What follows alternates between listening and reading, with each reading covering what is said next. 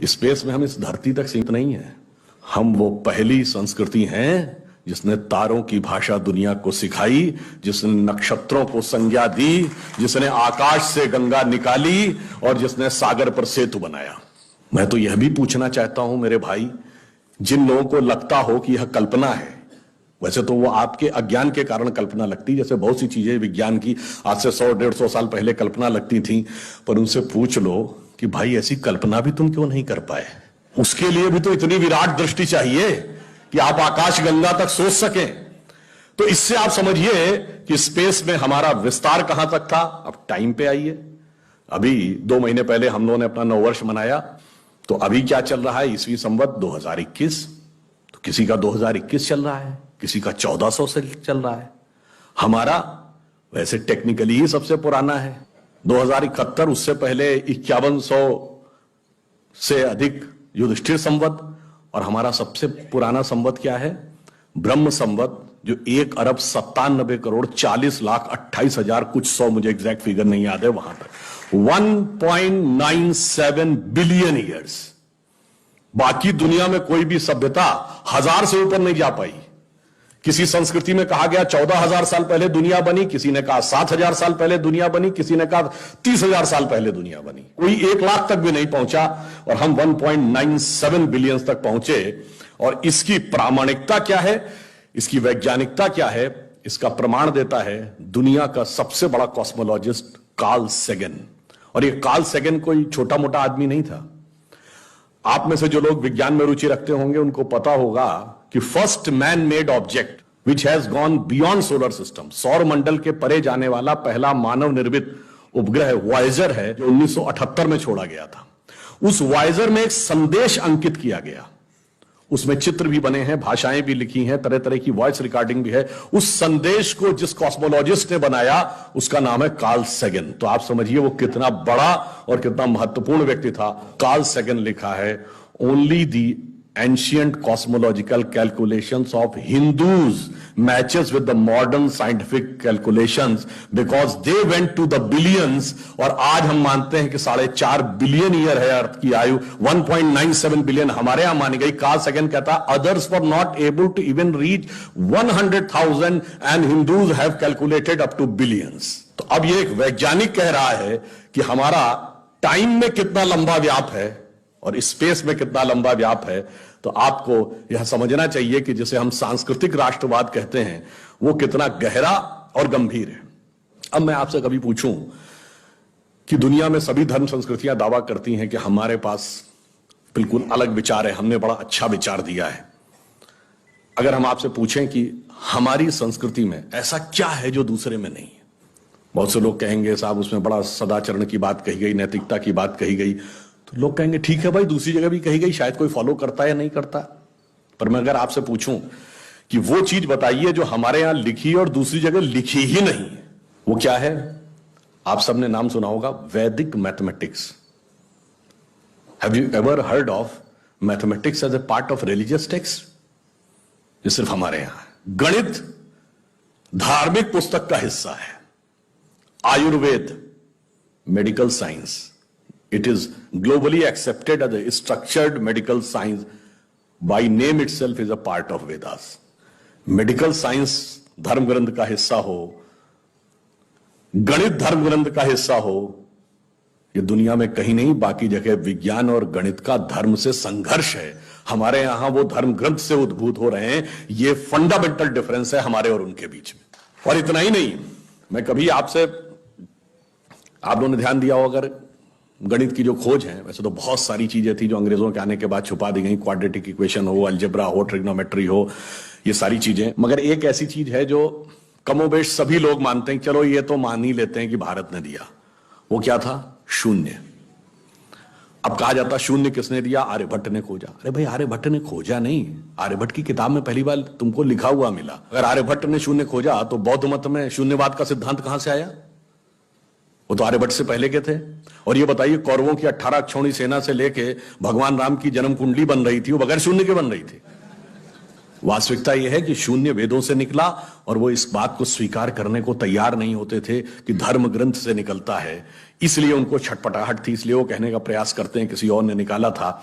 और समस्या क्या है, हमारे यहां तो भगवान राम की जो कुंडली निकली है वो जब नासा के प्लैनेटोरियम सॉफ्टवेयर में डाली गई तो 7114 समथिंग बीसी की डेट निकल आई। अब बताइए, वैसे तो मैं नहीं मानता कि वो डेट सही है, उसके अंदर नक्षत्रों का कैलकुलेशन किया जाए तो बहुत पीछे आएगा, परंतु बताइए उन लोगों ने हमको समझा दिया कि हम अवैज्ञानिक हैं और हम अंधविश्वासी हैं, जिनमें किसी एक के यहां लिखा है कि धरती चपटी है और एक के में लिखा धरती के चारों तरफ सूरज घूमता है।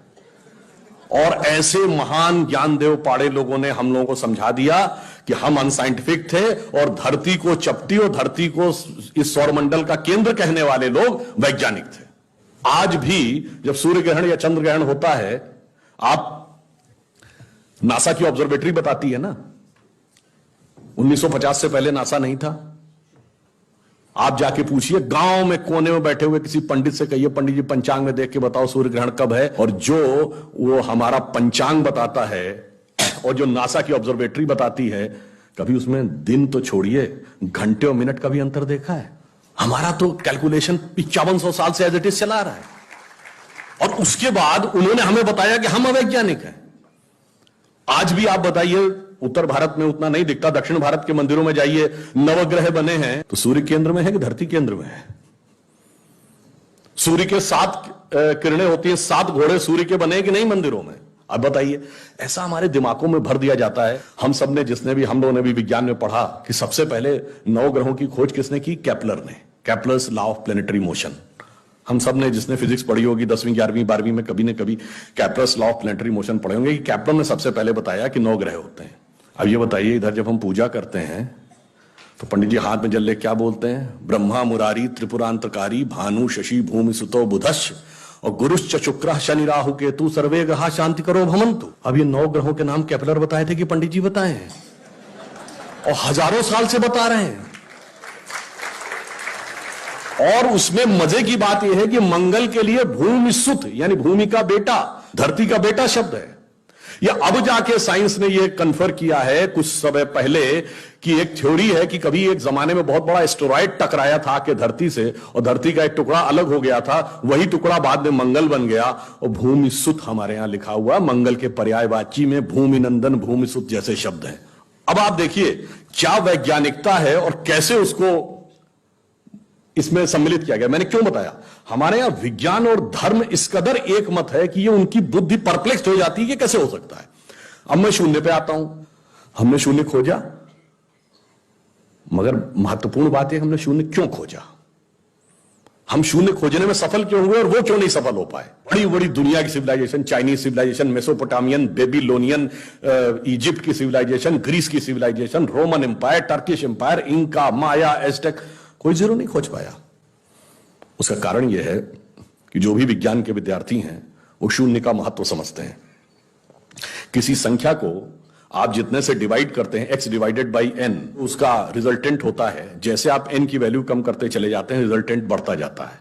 यानी किसी संख्या को x बटे 20 से x बटे 10 का मान ज्यादा होगा, x बटे 5 उससे ज्यादा होगा, x बटे 4, 3, 2, और जब x डिवाइडेड बाई 1 होगा तो क्या होगा? x हो जाएगा। इसका मीनिंग जानते क्या है? अब मैं आपको बताता हूं ये किस ढंग से हमारे व्यवहारिक जीवन और चेतना का हिस्सा था। आप लोग कभी ये सोचिए कि आपको जीवन में क्या अच्छा लगता है और अच्छा लगना क्या है। मैं बिल्कुल साइंटिफिक एक्सप्लेनेशन की बात कर रहा हूं। Happiness is considered to be an energised state of mind. जब आप खुश होते हैं तो आप ऊर्जा महसूस करते हैं अपने मन में, मस्तिष्क में। अब आपने माना मुझे अमुक गाड़ी से घूमना अच्छा लगता है, अमुक कपड़ा पहनना अच्छा लगता है, अमुक चीज खाना अच्छा लगता है, फला मोबाइल मिल जाए अच्छा, फला जगह घूमने को मिल जाए, से 20 थिंग्स। तो your energise state of mind is associated with 20 things. वो इंटेंगल्ड हो गई है 20 जगह। अब आप अपने मन में सुख के लिए उन 20 वस्तुओं पे आश्रित हैं, तो x डिवाइडेड बाई 20 है। अब मान लीजिए आपने आत्म संयम किया और 5 चीजों से अपना मन हटा लिया, तो x डिवाइडेड बाई 15 हो गया, नेट रिजल्टेंट बढ़ गया। क्यों? वो ऊर्जा जो उन 5 पदार्थों के साथ संलिप्त थी वो आपने बचा ली, तो वो आपके अंदर रह गई, तो by law of conservation of energy आपका एनर्जी लेवल बढ़ गया। जब आप x/10 पे आ गए, एनर्जी लेवल और बढ़ गया, और संयम किया, 5 चीजों पे आ गए, एनर्जी लेवल और बढ़ गया। अब इसके आगे की यात्रा जो 5 चीजें हैं, उसके आगे की यात्रा x/5 के ऊपर की यात्रा थोड़ी कठिन, चुनौतीपूर्ण है। यह सिर्फ सन्यासी कर पाते हैं। 5 चीजें क्या हैं? भोजन, वस्त्र, आवास, श्वास और ईगो, अस्तित्व। तो सबसे पहले क्या छोड़ते हैं? आवास। कहते हैं ना कि करतुल भिक्षा तरतुल वास। अब सन्यासी का कोई घर नहीं होता, तो x/4 हो गया, independent of house, no need. फिर क्या आता है? वस्त्र छोड़ते हैं, नागा साधु या दिगंबर जैन। अब चेतना उस अवस्था तक पहुंच गई जहां दिशा ही आपको अपना वस्त्र नजर आने लगती है, x/3 हो गया। अब भोजन। अब कॉन्शियसनेस उस लेवल पे पहुंचती है जहां पर उसको ऊर्जा लेने के लिए पदार्थ की जरूरत नहीं है, वो सीधे कॉस्मिक एंगल से एनर्जी ले सकती है। जैसे आपने सुना होगा, बहुत से ऐसे महात्मा होते हैं महीनों महीनों तक नहीं खाते। वो एक स्टेज आती है जब आप उस अवस्था में पहुंच जाते हैं कि आप सीधे कॉस्मिक एनर्जी को ग्रहण करने की स्थिति में आ जाते हैं, आपको मटेरियल एनर्जी की जरूरत नहीं। तो x/2 हो गया। अब है श्वास एंड योर एग्जिस्टेंस। जब तक मेरी सांस चल रही है तब तक मैं हूं, पर जिस क्षण आप श्वास को भी नियंत्रण करने की क्षमता प्राप्त कर लेते हैं, your consciousness become independent of your breathing. मैं चाहूंगा तो मेरी सांस चलेगी, जब नहीं चाहूंगा तो सांस नहीं चलेगी, फिर चाहूंगा तो सांस चलने लगेगी। यह अवस्था होती है समाधि की अवस्था। तो आप x/1, तो x/1 is equal to x। अब आपने आत्म स्वरूप का साक्षात्कार कर लिया, परंतु एक चीज रह गई, मेरा एग्जिस्टेंस, मैं एक एंटिटी हूं, मैं एक व्यक्ति हूं, मैं एक पुरुष हूं, मेरा नाम है, वो तो है ना। जिस क्षण आप अपने कॉन्शियसनेस को अपने एग्जिस्टेंस से इंडिपेंडेंट कर लेते हैं, तो n की वैल्यू क्या हो गई? 0। तो x/0 is equal to infinity.